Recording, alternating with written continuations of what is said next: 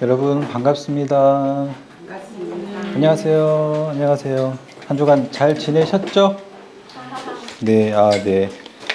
자, 오늘은 사무엘하 5장 그리고 6장의 말씀을 살펴보겠습니다. 자, 일단 성경을 펴주시고요. 사무엘하 5장을 펴 놓으시면 되겠습니다. 사무엘하 5장을 보면 다윗이 통일 이스라엘의 왕이 됩니다. 근데 한번 생각을 해보세요. 하나님이 다윗을 왕의 자리에 앉히는 게 과연 하나님의 목적이었을까요? 왕의 자리에 다윗을 앉혀놓는 게 하나님이 원하시는 일이었을까요? 단지 그거였을까요? 몇 절이죠? 성경 보면 안 읽었어요. 나중에 읽을게요. 자, 세상에 똑똑한 사람들도 단지 성공의 자리에 가는 걸 인생의 목적으로 삼지를 않습니다. 오래된 기록이긴 한데요. 굉장히 생각하게 하는 그러한 통계가 있어서 제가 찾아왔어요. 여러분들 하버드 대학 아시죠? 하버드 대학 굉장히 좋은 대학입니다. 구경도 못 해봤어요. 한번 가보고 싶어요. 근데 하버드 대학의 한국인 입학생 비율이 대체 얼마나 될까요? 맞춰보세요. 30명? 비율, 퍼센트. 비율이요? 0.00이? 자, 하버드 입학생 중에 한국인은 대체 몇 퍼센트 정도 입학을 할까요? 아무나 맞춰보세요. 1%. 100명 중에 한 명 간다. 실제로 하버드 대학에 한국인이 6% 간대요. 어떠세요? 별로 감이 없는 사람도 있고, 대단하다는 사람도 있을 거예요. 이게 사실 진짜 어마어마한 비율이에요. 제가 이거 비교를 한번 해볼게요. 혹시 서울대 2023년 정원이 몇 명인지 아시는 분? 1000명. 입학생. 300. 3,282명입니다. 대략 3,300명쯤 돼요. 그러면 올해 수험생은 몇 명일까요? 수험생이 뭐예요? 20만 명. 그 수능 원서 낸 사람 몇 명일까요? 40만 명. 고3 모르세요? 대략 보니까 그 졸업생이랑 그 다음에 100만 지금 명. 졸업하지 않은 재학생이랑 다 합쳐서 50만 명이래요. 제가 퍼센트를 때려봤거든요. 그러면 50만 명 중에 서울대 가는 3,300명이면 몇 퍼센트냐? 0.65%. 그러니까 상위 1%도 안 되는 사람만 서울대를 갈 수 있다는 거예요. 그런데 하버드 입학생 중에 한국인이 6%나 된대요. 공부 엄청 잘하죠. 편입도. 아니, 서울대는 그래 뭐 우리나라 사람들 많이 가겠죠. 근데 하버드는 전 세계에서 몰려들 거 아니에요. 근데 그 중에서 한국인이 6%나 된대요. 네. 근데 더 놀라운 통계가 있습니다. 혹시 여러분들 그 대학 가면 학사 경고라는 게 있어요. 들어본 적 있으세요? 학사 경고. 없으세요? 학사 경고. 그 제가 다니던 대학은 학사 경고를 언제 이제 맡게 되냐면 그 학기에 보통 한 학기에 보통 5과목에서 6과목의 수업을 들어요. 그 중에 학점이 F가 2개 이상 나오면 그 학기 모든 학점 전부 다 몰수당해요. 그 학기 수업을 다시 전부 다 들어야 돼요. 그게 학사 경고거든요. 제가 학사 경고를 먹어봤어요. 그래서 제가 5학년 1학기까지 다녔어요. 4학년 2학기 졸업 못하고 메꾸기가 너무 힘들더라고요. 근데 이 하버드 입학생들 중에도 학사 경고 먹는 사람들이 있는 거예요. 자, 아까 한국인들이 6% 입학을 한다고 했어요. 그리고 그 해에도 그 입학생 중에도 학사 경고를 먹은 사람이 있어요. 그러면 이 학사 경고 낙제점을 받은 사람들의 비율에 한국인은 몇 퍼센트나 될까요? 상식적으로 6%가 되어야 상식적인 거겠죠. 비율이 입학생이 6%니까 그 정도가 한국인 비율이어야 되는데 놀랍게도 한국인의 비율이 90%나 돼요. 1학년 입학했는데 낙제한 사람들의 90%가 한국인이래요. 어떻게 생각하세요? 뭔가 이상하죠? 자, 대체 이유가 뭐냐? 사람들이 너무 신기하니까 조사를 했어요. 이세를 조사해봤더니 조사가 이래요. 학생이나 한국인 학생이나 또 한국인 학부모나 모두 목표가 뭐였냐? 하버드 입학하는 거. 하버드 들어가서 무슨 공부를 하고 어떻게 살아갈 건지 어떻게 세상에 기여할 건지는 생각을 해본 적이 없는 거예요. 그러니까 인생 최고의 목표가 하버드 들어가는 거예요. 들어가고 났더니 이제 뭐가 없어요? 인생의 목표가 없어요. 그러니까 목표가 없으니까 자연스럽게 방황을 하게 되고 그 결과로 학사 경고를 맞았대요. 자, 생각을 해보세요. 하나님이 다윗을 왕의 자리에 앉히는 그것만이 목적이었을까요? 다윗이 왕의 자리에 앉는 그게 인생의 목표였을까요? 자, 그것을 위해서 다윗이 그렇게 살아갔을까요? 우리 사무엘하 5장 2절을 한번 살펴보겠습니다. 사무엘하 5장 2절을 함께 읽어보겠습니다. 시작. 전에 곧 사울이 우리의 왕이 되었을 때에도 이스라엘을 거느려 출입하게 하신 분이 왕이시었고 여호와께서도 왕에게 말씀하시기를 내가 내 백성 이스라엘의 목자가 되며 내가 이스라엘의 주권자가 되리라 하셨나이다 하니라. 자, 이 다윗을 온 이스라엘의 왕으로 추대하는 장면입니다. 그때 이스라엘 장로들이 다윗에게 하는 말이에요. 하나님이 당신을 내 백성 이스라엘의 목자가 되게 했고 이스라엘의 주권자가 되게 했다라고 말씀을 하세요. 자, 여기 있는 주권자가 무슨 뜻이냐? 이런 뜻입니다. 하나님의 영광을 위해서 선택된 자란 뜻이에요. 주권자가 하나님의 영광을 위해서 선택된 자라는 뜻입니다. 굳이 여기에 왕이라는 말을 쓰지 않았어요. 자, 왜 이 말을 했을까? 이 주권자라는 의미는 하나님의 영광을 위해서 할 일이 있는 사람이란 뜻이에요. 또 이 다윗 보고 이스라엘의 목자라고 불렀네요. 자, 이 목자는 하나님의 왕이신 나라에서 하나님을 대신해서 하나님의 뜻대로 하나님의 백성인 이스라엘을 먹이고 보호하고 인도하는 사람이 바로 목자입니다. 그러니까 한마디로 이 다윗은 이스라엘 백성을 하나님의 뜻으로 이끌고 보호하고 먹이는 역할을 맡은 거예요. 그게 왕으로서 하나님이 다윗에게 맡겨주신 일입니다. 자, 그러면 실제로 다윗은 어떻게 했을까? 이게 사무엘하 8장에 나오는데요. 몇 장만 넘기면 되죠. 사무엘하 8장으로 넘어가 보겠습니다. 사무엘하 8장 15절입니다. 사무엘하 8장 15절. 오늘은 시유감을 읽어볼까요? 사무엘하 8장 15절 큰 소리를 읽어주세요. 시작. 다윗이 온 이스라엘을 다스려 다윗이 모든 백성에게 정의와 공의를 행하였습니다. 네, 감사합니다. 다윗이 온 이스라엘 다스리는데 백성에게 정의와 공의를 행했대요. 여기 나오는 정의는 공정한 재판을 말합니다. 그 다음에 정의가 공정한 재판이고 공의는 하나님의 율법에 일치된 행위를 말해요. 둘이를 합치면 이렇게 됩니다. 다윗은 하나님의 율법, 하나님의 말씀을 따라서 공정하게 재판했다. 사실 지도자가 썩으면 어느 조직이나 공동체나 무너지기 쉬워요.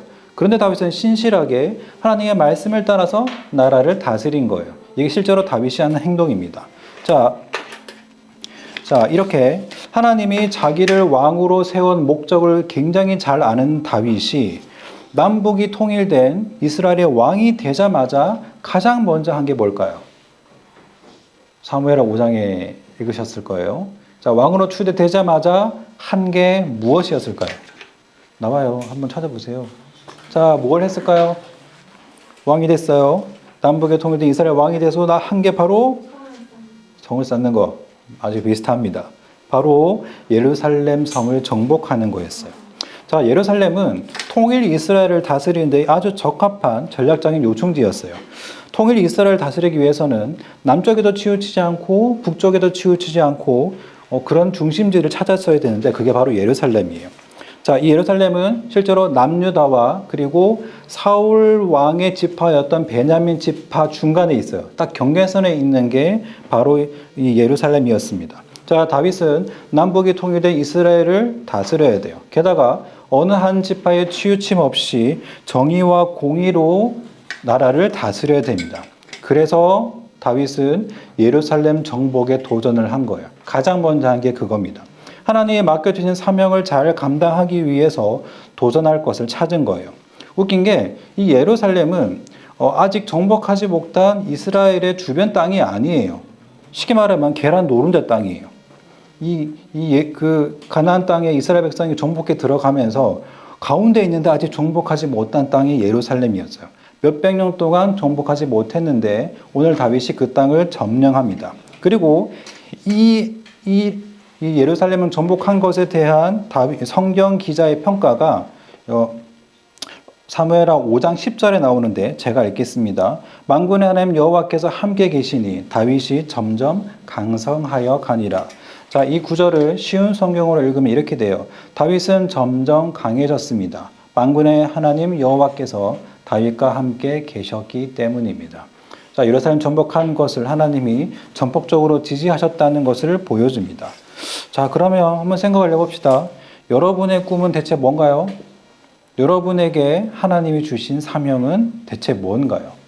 오늘 다윗은 하나님이 자기의 주신 그 사명을 잘 감당하기 위해서 무엇인가에 대해 도전을 했어요.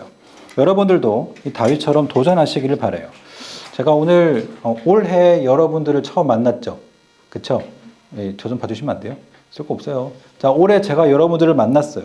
근데 아시나요? 제가 올해 1월 말까지 10년 넘게 투잡을 뛰었어요. 혹시 제가 주일에는 교육자였는데 평일에 무슨 일을 했는지 혹시 아시나요? 평일에 제가 무슨 일을 했을까?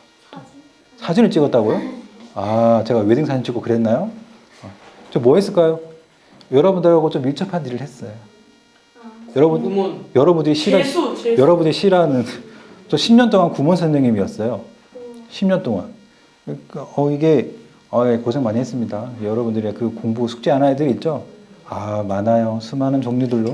아무튼 그러다가 이제 올해 1월 말에 완전히 이제 교육자의 길로 들어선 거예요.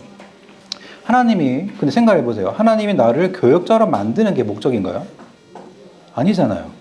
하나님은 나를 가스펠 교회를 섬기라고, 특히 청소년 여러분을 섬기고 또 원래 맡고 있었던 새 가족을 섬기라고 교육자로 세워주신 거예요. 근데 제가 이번 주 설교를 준비하면서 여기서 딱 걸렸어요. 과연 나는 지금 나를 교육자로 세우신 하나님의 목적에 따라서 그 사명을 잘 감당하고 있을까? 뭔가 도전하고 뛰어넘어야 할 것은 없나? 이렇게 생각을 해봤더니 진짜 많아요. 하나님 주신 사명을 잘 감당하기 위해서 제가 무언가 도전해야 될 게 굉장히 많아요. 그 중에 가장 먼저 도전해야 될 것이 건강인 것 같아요. 혹시 제 나이가 얼마쯤 되신지 아시는 분? 50. 또 맞는다. 50은 너무했고. 제 나이 얼마쯤 될까요? 저 지금 애기도 없어요. 왜 그러세요? 제 나이 40. 조금만 적게. 43. 44. 더 적게. 41. 40. 좀 많이. 저 나이가 42이에요. 저 몰랐어요. 저 이렇게 나이가 42이 될 줄. 어느 날 42이 돼 있더라고요. 와, 진짜. 근데 제가 37살에 교통사고를 당했어요. 크게 난 건 아닌데 이 교통사고가 나고 나니까 가장 어디가 아프냐? 보통 다 허리 아니면 목이거든요. 저도 허리가 아픈 거예요. 근데 제가 그때 너무너무 바빴어요. 그래서 치료를 미루다가 너무 아프니까 이제 치료를 받기 시작했거든요. 그랬더니 안 나아요. 거의 1년 반 넘게 있잖아요. 침 맞고 별의별 걸 다 했는데 혈액이 잘 안 나와요. 지금은 치료가 끝났는데 진짜 생각을 해보세요. 여러분들은 10대죠. 그래서 여러분들 지금 체력이 부족하다는 걸 느끼나요? 뭘 느껴? 여러분은 여러분 인생에 가장 체력 좋을 때예요. 근데 사람이 20대 중반에 가면 다 자라고 이제 몸이 늙어가기 시작하거든요. 그럼 어떻게 되냐? 체력은 더 이상 늘지 않아요. 체력은 최소한 유지가 될 뿐 절대 늘지 않아요. 관리해야 유지가 되거든요. 근데 점점 나이가 들면 체력이 이렇게 줄어들어요. 제가 이제 앞으로 열심히 뛰기 위해서 체력을 관리해야 될 나이에 교통사고를 당한 거예요. 그전에 계속 수영을 다녔는데 교통사고 나서는 아무것도 못해요. 허리가 아프면 아시죠? 이렇게 엉금엉금 기어가는 거 아시죠? 뭐 할 수 있는 게 없어요. 자, 이게 어떻게 됐냐면 제 인생의 악순환을 만들었어요. 생각을 해보세요. 나이가 점점 들어가니까 체력은 떨어지죠? 근데 체력을 유지하려면 운동을 해야 되는데 운동을 못해요. 아프니까. 그러면 어떻게 되죠? 운동을 못하니까 체력을 유지하기 위해서 에너지 보충을 위해서 먹어요. 그럼 어떻게 되죠?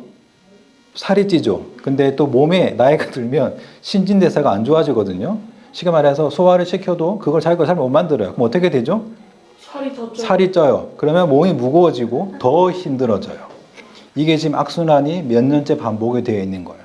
그리고 제가 교육자가 됐는데 제가 여러분들 설교 준비하는 거 시간 오래 걸리거든요. 아시는지 모르겠는데 진짜 오래 걸려요. 책도 많이 읽어봐야 되고 이제 쉽게 말해 책상에 굉장히 많이 앉아 있어야 되는데 그걸 못 하겠는 거예요. 저 1시간만 지나면 엉덩이뼈가 아파서 못 앉아 있어요. 반드시 걸어서 스트레칭을 안 해주면 앉아 있기가 힘들어요. 제가 이걸 보고 제가 하나님께 맡겨주신 사명인데 건강 때문에 사명을 제대로 감당 못할 수도 있겠다라는 생각이 드는 거예요. 여러분하고 신방도 가야 되고 맞죠? 할 게 굉장히 많은데 그런 걸 할 수가 없는 거예요. 주저앉아 있을 게 아니라 도전해야 되겠다. 이번 주에 그 생각이 진심으로 들었어요. 이제 다이어트 이런 거 하다 말다 했는데 진짜 제대로 쓰임 받으려면 도전해야 되겠다라는 마음이 들었습니다. 그래서 제가 여러분에게 공언을 하겠습니다. 앞으로 4개월 뒤까지 제가 7kg 감량을 하지 못하면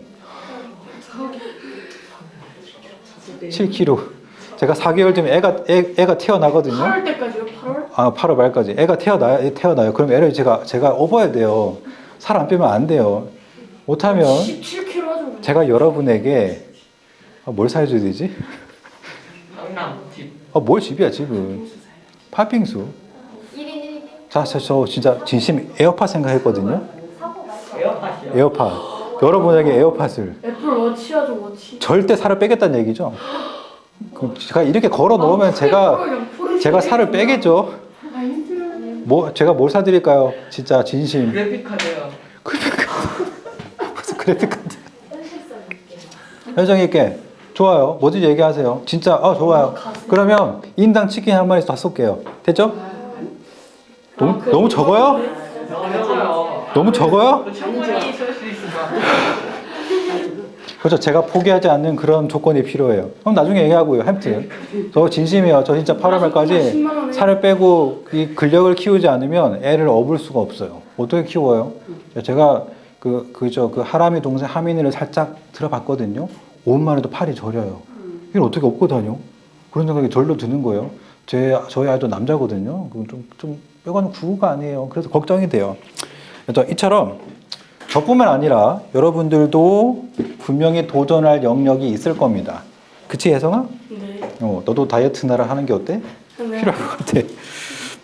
혹시 공부가 안 되는 사람이 있으면 도전 한번 해보세요. 네. 저처럼 건강이 필요하다면 매일매일 운동을 하거나 식단을 조절하거나 진짜 한번 도전해보세요. 목적은 이거예요. 내 살 살자가 아니라 하나님이 내게 주신 사명을 잘 감당하기 위해서 분명 여러분들이 시도해야 될 게 있을 수 있어요. 큐티하는 거 힘듭니다. 저도 빼먹는 날 굉장히 많아요. 그렇지만 생각을 해보세요. 우리가 매일매일 새끼 밥은 먹는데 영혼의 양식은 맨날 거른다. 영혼이 굶어 죽을 거 아니에요. 그렇죠? 말이 안 되잖아요. 한번 도전해 보시기를 바랍니다. 여러분들 멍하게 청소년 시기 보내지 마시고요. 하나님이 여러분을 사용하실 때 준비된 사람으로 지금 열심히 도전하시기를 바랍니다. 자, 두 번째로 이 다윗이 왕이 되어서 두 번째 한 것은 하나님의 궤를 언약궤로 옮겨온 거예요. 자, 이건 한번 찾아볼게요. 대체 언약궤가 무슨 의미냐? 출애굽기 25장인데요. 자, 성경 115쪽 갑시다. 115쪽.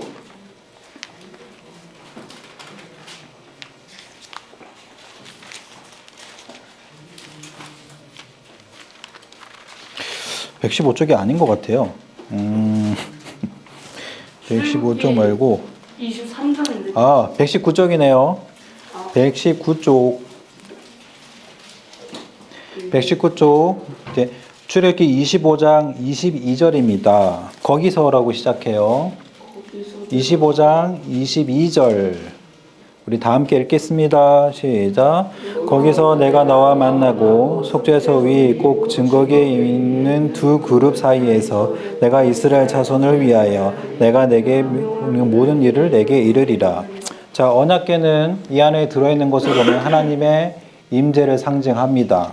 그리고 이 하나님이 이 언약궤 뚜껑에 그 천사들의 모형이 있거든요. 그 사이에서 이스라엘 백성들을 만나겠다고 말씀하셨어요. 그게 언약궤예요. 거기서 하나님이 말씀을 들려주신대요. 우리가 이 하나님의 말씀을 듣고 살아야 돼요. 말씀을 듣지 않으면 우리는 바른 삶을 살아가기가 굉장히 어렵습니다. 자, 그럼 초대왕 사울은 과연 어떻게 했을까? 이 언약궤와 관련해서 대체 어떻게 했을까? 역대상인데요. 이제는 631쪽을 찾아가 볼까요? 631쪽입니다.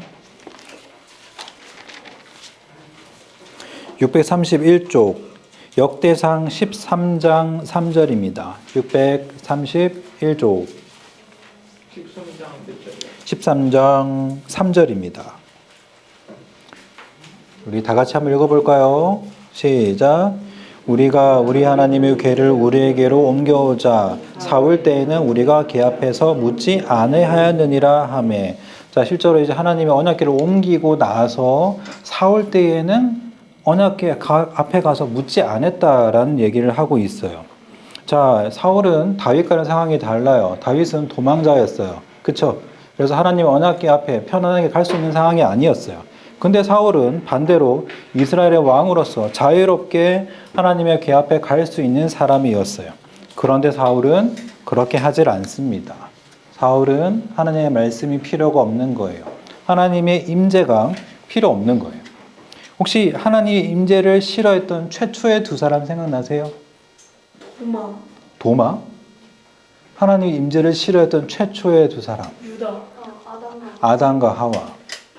딱 범죄하고 나서 하나님 임재를 싫어했던 게 아담과 하와예요. 아마 사울도 그랬던 것 같아요. 하나님의 임재하심을 별로 원하지를 않았습니다. 딱 이게 아마 여러분들이 지금 부모님께 자주 하는 말이 아닐까 싶은데 내 알아서 할게. 아, 건드리지 마. 사투리 아니에요? 내가 신경 쓰지 마. 내 알아서 할게. 이런 말 안 하세요? 저 부산 사람이에요. 사투리 할 수도 있는 거죠. 맞죠? 여러분들 굉장히 말을 많이 하죠? 저도 말 굉장히 많이 했던 것 같아요. 부모의 도움이 필요 없어? 내 알아서 할게. 시간 지나 보면 부모의 도움과 지혜가 얼마나 절실한지 느끼게 될 거예요. 이와 굉장히 비슷하게 사울이 하나님을 찾지 않았다가 거의 죽을 때가 되어서야 신접한 여인을 찾아가서 하나님의 뜻을 간절히 물어요. 얼마나 바보 같아요. 어쨌든 이 언약궤는 하나님의 임재의 상징이고 하나님의 함께 하심에 대한 상징입니다. 근데 이 언약궤가 블레셋이 사무엘상 이제 초반에 4, 5장에 보면 블레셋이 이 언약궤를 돌려주잖아요. 그 뒤로부터 다윗이 이 언약궤를 예루살렘 성으로 옮겨오기까지 몇 년이 걸렸냐? 70년이 걸렸어요. 70년 동안 이 언약궤를 아무도 찾지 않았어요.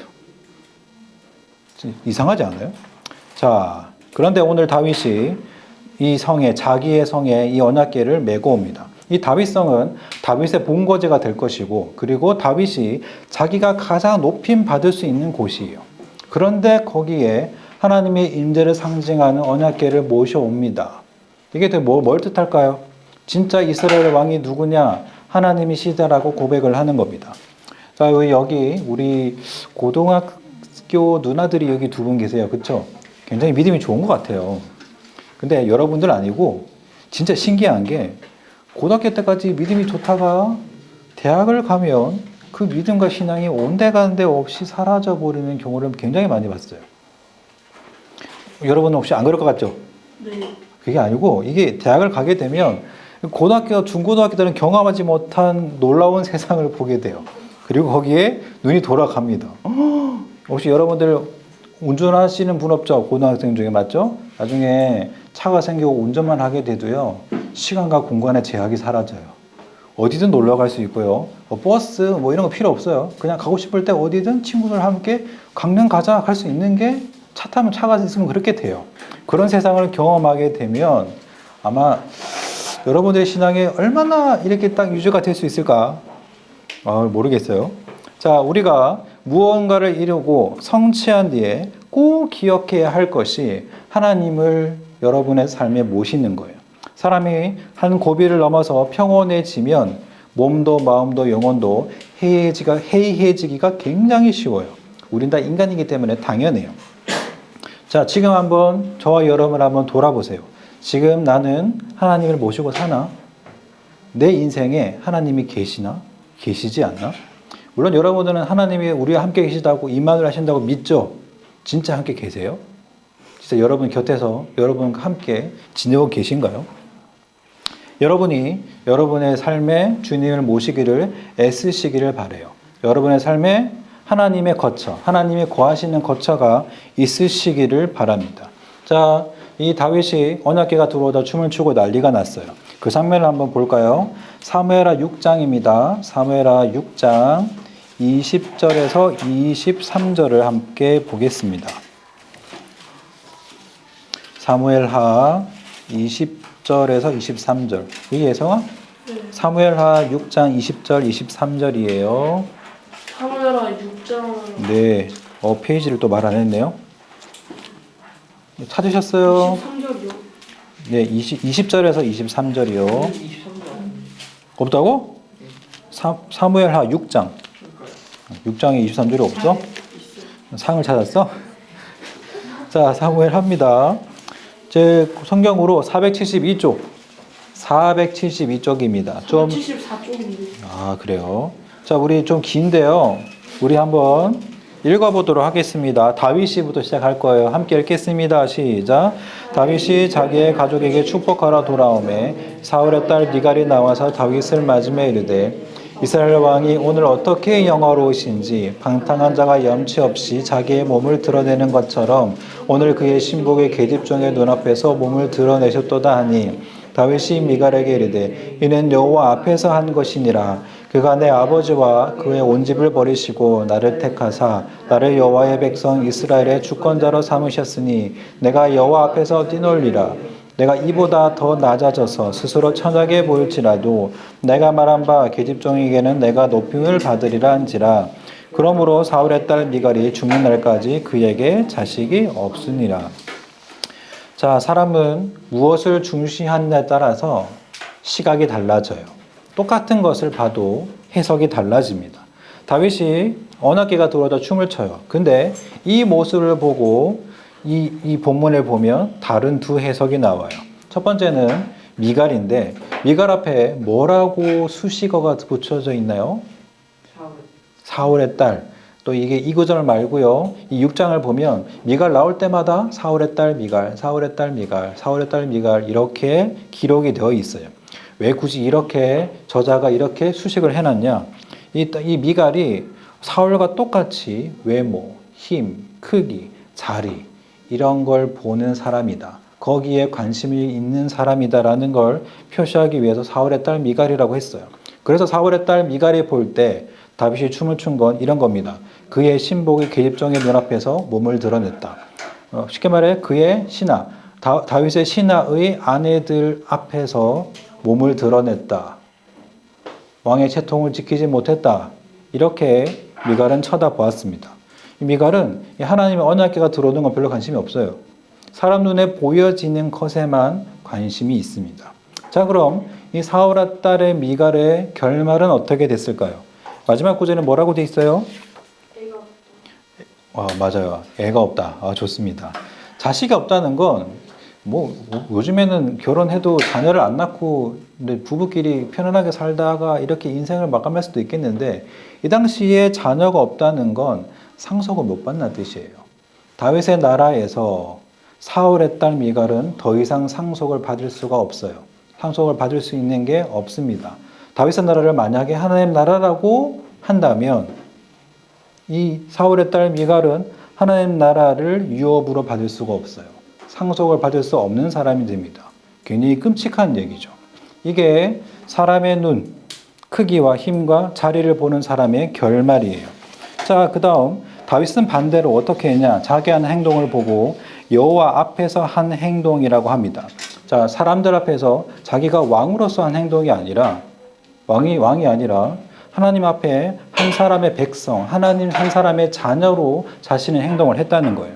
이렇게 자신을 이해해야 가정이나 학교, 직장, 교회에서 문제가 생기질 않아요. 제가 저희 담임 목사님을 굉장히 존경하는 부분 중에 하나가 바로 이겁니다. 강대상에서 설교할 때만 자기는 목사래요. 그리고 강대상에서 내려오면 자기도 똑같이 성도래요. 하나님 앞에서 똑같이 성도라는 거예요. 똑같이 애써야 겨우 하나님을 붙잡고 살아가는 연약한 인간이라는 거예요. 그게 사실은 가장 정확하게 자신을 본 거예요. 하나님이 그렇게 우리를 보시거든요. 하나님이 오승주 목사님 보고 오승주야 하지 너는 오승주 목사야라고 하지 않으세요. 그냥 하나님의 자녀로 우리를 보시는 겁니다. 자, 그리고 다윗이 또 뭐라고 하냐? 하나님 앞에서는 자기는 얼마든지 낮아지고 천하게 보이기를 선택하겠대요. 쉽게 말해서 왕의 자리에서 내려와도 괜찮다는 말이잖아요. 대체 그게 어떻게 가능할까요? 자신의 왕위가 사람의 힘으로 세워진 게 아니라는 걸 다윗이 알았기 때문이에요. 주신 분이 하나님이라는 걸 진짜 알면 하나님이 주신 걸 하나님이 버리라고 할 때 버릴 수가 있어요. 자, 아브라함이 자기 아들 이삭을 어떻게 제물로 바칠 수가 있어요? 어떻게 그게 가능해요? 혹시 여러분들의 부모가 여러분을 어느 날 계시를 받아서 여러분들을 제물로 바친다는 게 말이 돼요? 근데 아브라함이 그걸 했어요. 이유는 이삭을 하나님이 주셨다는 걸 뼈저리게 깨달았기 때문이에요. 그래서 하나님이 내놓으라 하니까 드릴 수가 있는 거예요. 자, 만약에 여러분들이 이룬 그 무엇이 내 힘으로 이루었다 생각을 한다면 내가 여기까지 어떻게 왔는데? 라고 생각을 하면서 결코 내놓을 수가 없을 거예요. 그걸 내려놓게 하려고 내 힘으로 된 것이 아니라는 걸 알게 하려고 하나님이 보내시는 데가 광야예요.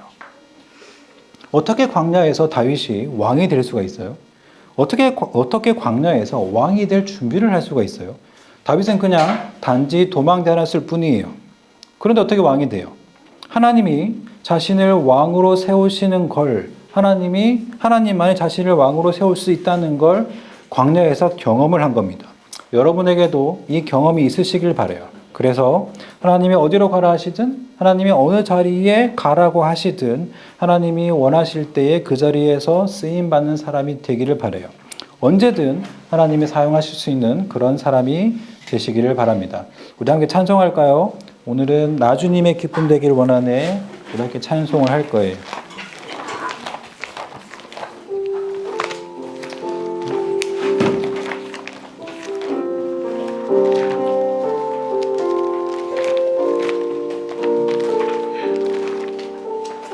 (7번) 7쪽입니다. 7쪽.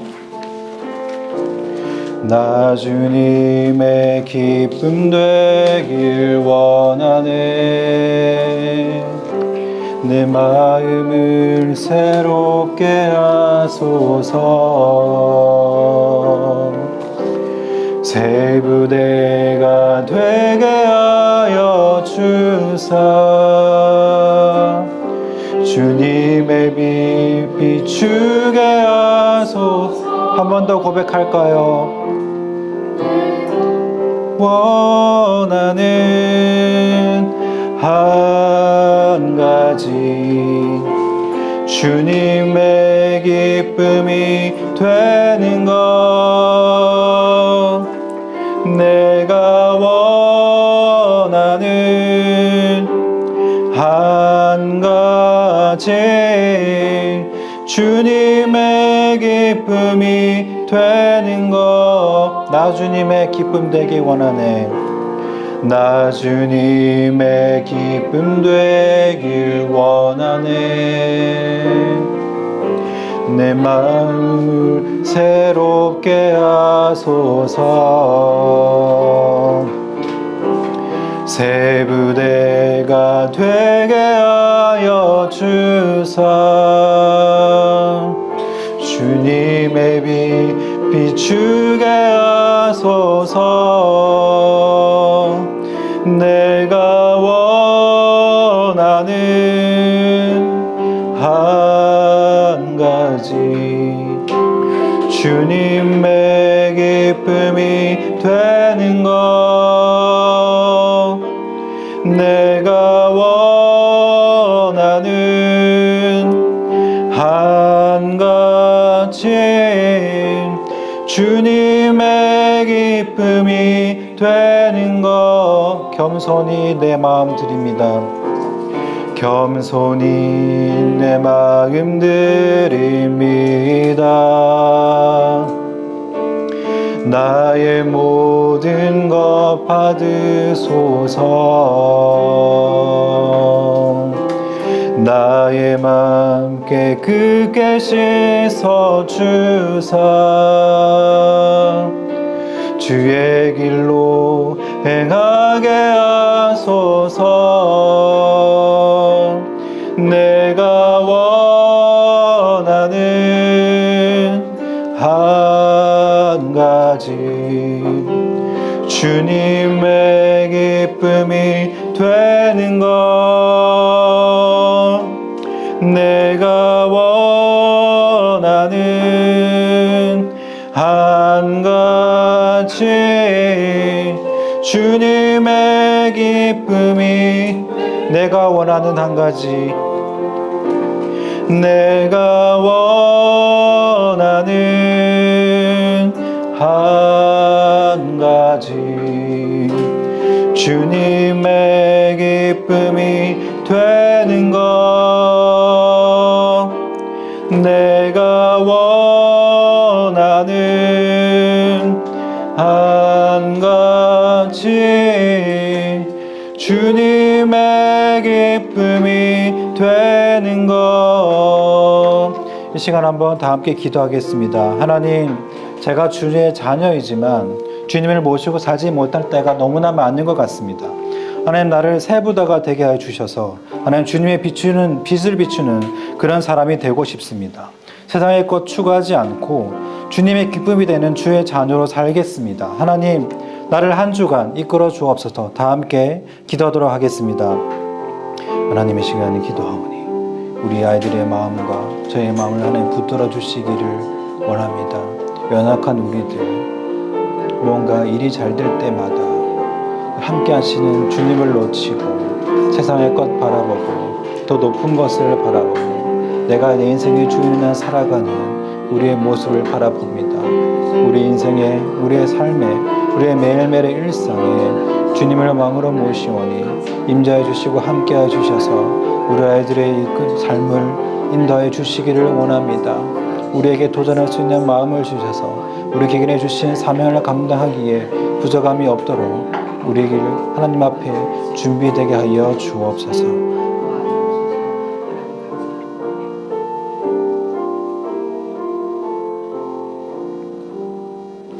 하나님, 저희가 주님의 기쁨 되기를 원합니다.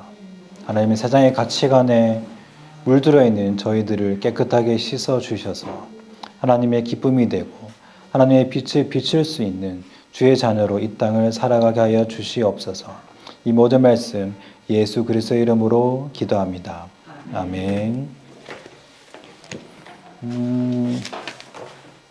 제가 기도 순서가 헷갈리네요. 혹시 이 다음 기도 순서 혹시 아시는 분 있으세요?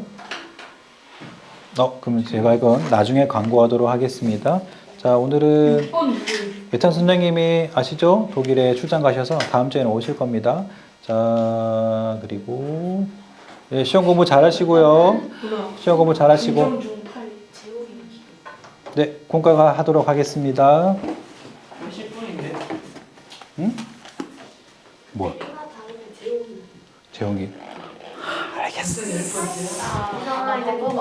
아, 그래요? 그건 나랑 15번째야. 그다음에